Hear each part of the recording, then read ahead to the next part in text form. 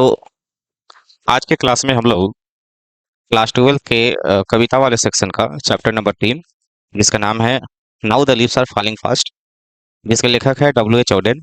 और W H Auden जो है, एक तरह से कहें कि कविता को बड़ा गंभीर चीज के रूप में लेते थे। कहते थे कि poetry for him was a serious game. कविता को गंभीर चीज मानते थे। इनकी रचनाओं में देखा गया है कि शुरुआती दौर की जो इन्होंने रचनाओं को लिखा है उसमें इनका इंटरेस्ट जो है पॉलिटिकल विचारों, पॉलिटिकल मामलों में ज्यादा दिखता है। लेकिन बाद की जो उनकी कविताएं आई हैं, उन कविताओं में ऐसा प्रतीत होता है कि ईसाई धर्म से प्रेरित होकर इन्होंने जो है व्यक्तिगत तौर पे जो है ज्यादा कविताओं को लिखा है। इनकी पैसन जनरली देखा गया है कि जब हम लेखक परिचय को पढ़ते हैं इनके, तो इनके पैसन को देखा गया है कि कविताओं में खासकर नए नए शब्दों को जोड़ने का प्रयास करते हैं और वैसे शब्दों का प्रयोग करना ये पसंद करते हैं जो कि कभी यूज ना हुई हो। जिसका नतीजा होता था कि जो भी इनके कविताओं को पढ़ने का प्रयास करते थे, उसके अर्थ को निकालने में इनको बहुत ज्यादा परेशानी उनको होती थी। उनके एक वर्क है जिसका नाम है द एज ऑफ एंजाइटी, और एज ऑफ एंजाइटी के लिए डब्ल्यू एच ऑडेन, जो कि इस कविता के लेखक हैं, एज ऑफ एंजाइटी के लिए जो है इनको 1948 ईस्वी में पुलित्जर प्राइज से भी इनको सम्मानित किया गया था। और एक्चुअली में इनका जन्म जो हुआ था वो इंग्लैंड में हुआ था, लेकिन कुछ समय बाद 1939 ईस्वी में ये परमानेंटली जो है अमेरिका में जाकर शिफ्ट हो गए। जिसका नतीजा हुआ था कि इनके कार्यों को जो है दो भागों में बांट दिया गया है। एक पहला फेज में इंग्लिश फेज कहा गया है और दूसरे फेज को जो है अमेरिकन फेज कहा गया है। चूंकि जन्म जो है इंग्लैंड में हुआ था, तो इंग्लैंड में रहते समय भी इन्होंने बहुत सारी कविताओं को लिखा है। तो इंग्लैंड में रहते समय जो कविताओं को इन्होंने लिखी उनको इंग्लिश फेज नाम दिया गया है। और वहीं जब अमेरिका में परमानेंटली सेटल हो गए 1939 ईस्वी में, वहां भी इन्होंने जो है लिखनी बंद नहीं की, लिखते रहे। तो अमेरिका जाने के बाद जो इन्होंने रचनाओं को लिखा है उसको अमेरिकन फेज जो है नाम दिया गया है। तो कुछ बेसिक जानकारी थी डब्ल्यू एच ऑडेन के बारे में, जो कि इस कविता के लेखक हैं now the leaves are falling fast के। अब इस वीडियो के माध्यम से हम लोग एक एक करके वैसे सारे ऑब्जेक्टिव्स को देखेंगे इस चैप्टर्स के, जो कि इंपॉर्टेंट है और कभी ना कभी जो है बोर्ड में पूछे भी गए हैं या फिर नहीं भी पूछे गए हैं। जितने ऑब्जेक्टिव बन पाएंगे इस चैप्टर से, उस सारे ऑब्जेक्टिव्स को हम लोग एक एक देखने का प्रयास करेंगे। तो चलिए हम लोग एक एक करके ऑब्जेक्टिव्स को देखने का प्रयास करते हैं। Travellers in their last stress is from, travellers in their last stress, ये जो लाइन है ये कहाँ से है? ये 2024 में पूछा गया क्वेश्चन है। तो ये लाइन है now the leaves are falling fast का, तो ऑप्शन नंबर ए हमारा राइट आंसर हो जाएगा। अगले ऑब्जेक्टिव को देखते हैं।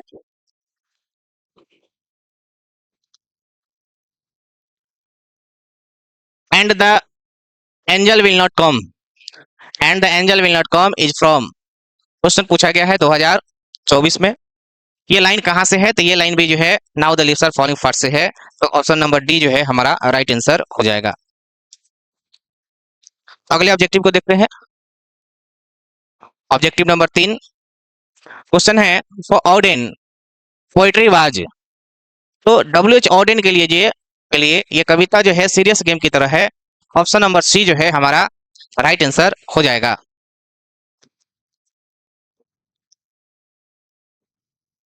अगला ऑब्जेक्टिव है the line and the nightingale is dumb, या line and the nightingale is dumb is taken from, कहां से लिया गया है? तो इसको लिया गया है now the leaves are falling fast से, ऑप्शन नंबर सी हमारा राइट आंसर हो जाएगा। अगले ऑब्जेक्टिव को देखते हैं। ऑब्जेक्टिव है and the nightingale is dumb and the dash will not come, angel will not come, option number C हमारा राइट आंसर हो जाएगा। ये कविता की पंक्ति है।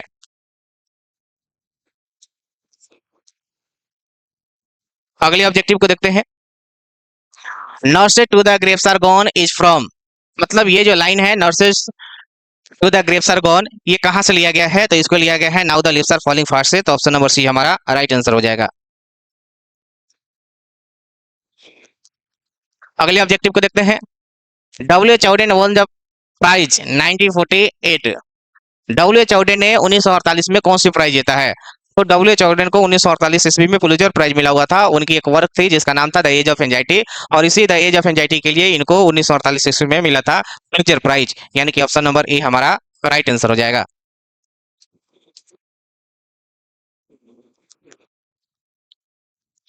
And the active hands must dash lonely on the separate niche and the active hands must freeze, कविता की पंक्ति है ऑप्शन नंबर सी हमारा राइट आंसर हो जाएगा।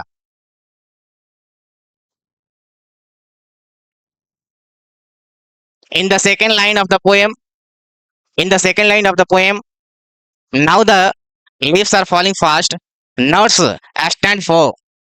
Now the leaves are falling fast कविता की जो सेकेंड लाइन है जिसमें नर्स शब्द आया है, ये नर्स शब्द जो है किसके लिए आया है, तो नर्स शब्द आया है ट्री के लिए। ऑप्शन नंबर सी हमारा राइट आंसर हो जाएगा।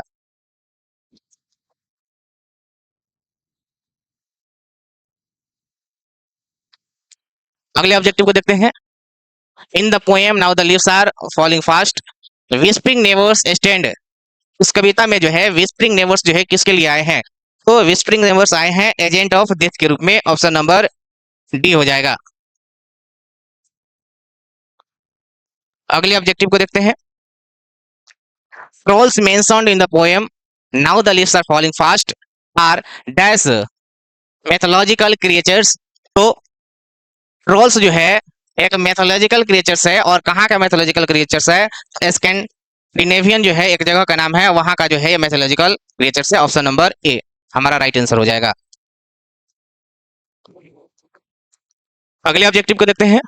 Now the leaves are falling fast is dash poem. ये कैसी कविता है, तो ये पेसिमिस्टिक कविता है। ऑप्शन नंबर ए हमारा राइट आंसर हो जाएगा।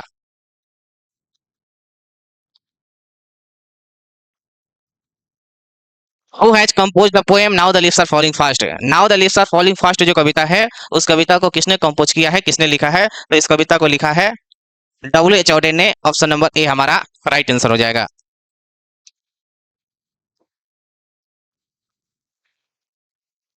Auden won the Pulitzer prize. Auden won the Pulitzer prize in 1948। Auden को 1948 ईस्वी में पुलित्जर प्राइज मिला था। उनकी एक वर्क है द एज ऑफ एंजाइटी के लिए। ऑप्शन नंबर बी हमारा राइट आंसर हो जाएगा।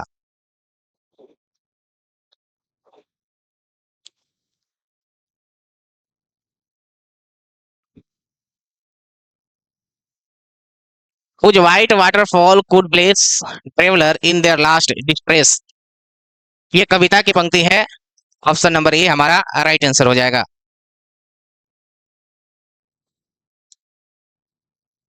Odean was, W.H. ऑडेन जो है क्या है, पोइट भी है, फर्स्ट ड्रामाटिस्ट भी है, और सीरियस गेम्स उनके लिए है पोएट्री, यानी कि all of these. Option number D हमारा राइट आंसर हो जाएगा।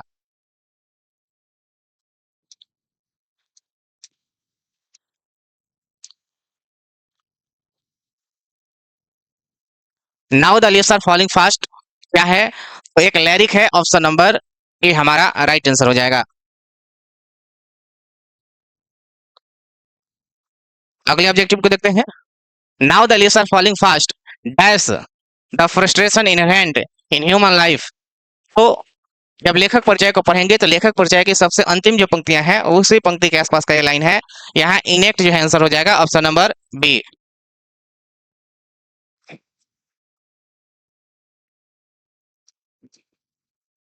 W.H. Auden written has written the poem.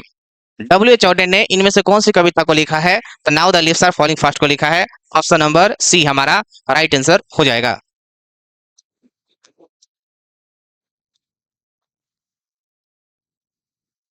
The frames are rolling on. कविता की जब पहली स्टेंजा पढ़ेंगे, पहली स्टेंजा की चौथा जो लाइन है वो लाइन है the frames are go rolling on. Option number D हमारा राइट आंसर हो जाएगा।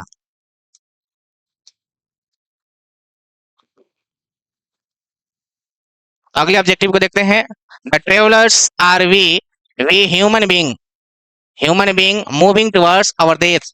ऑप्शन नंबर ए हमारा राइट आंसर हो जाएगा।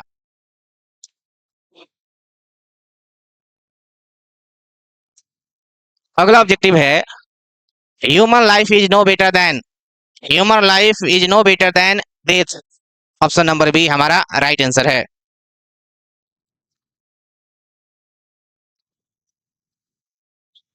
The leaves are the leaves are falling fast. Option number C.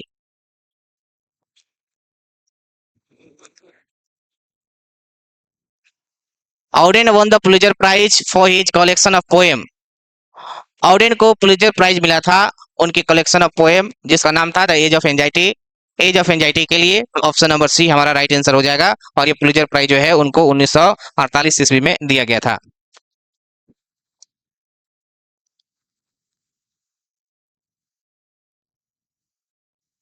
The dash has become dumb. Nightingale is become dumb to say the leafless page. Option number C कविता की पंक्ति है, हमारा right answer हो जाएगा। Dash waterfall could bless the travellers passing through that ways. तो white waterfall की चर्चा होती है इसमें, व्हाइट वाटरफॉल की, तो ऑप्शन नंबर बी हमारा राइट आंसर हो जाएगा।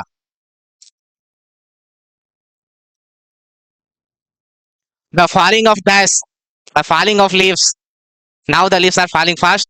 ऑप्शन नंबर क्या हो जाएगा, ये हमारा राइट आंसर हो जाएगा।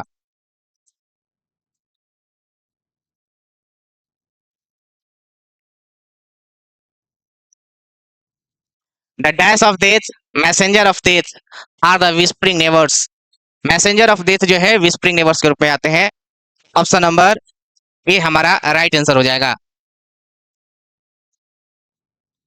अगले ऑब्जेक्टिव को देखते हैं। Whispering नेवर्स left and right, a line taken from, a line is from poem.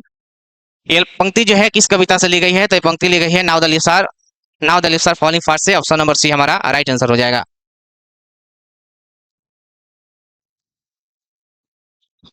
नॉर्सेस flower will not last is a line written by. इस लाइन को किसने लिखा है, तो इस लाइन को लिखा है W.H. ऑडेन ने। ऑप्शन नंबर डी हमारा राइट आंसर हो जाएगा।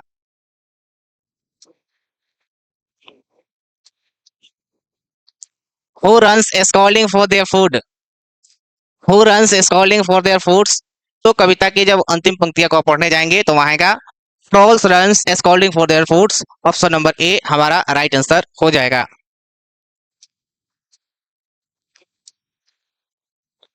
Now the leaves are falling fast take a talks about a dash of human life, तो frustration of human life. Option number A हमारा राइट आंसर हो जाएगा।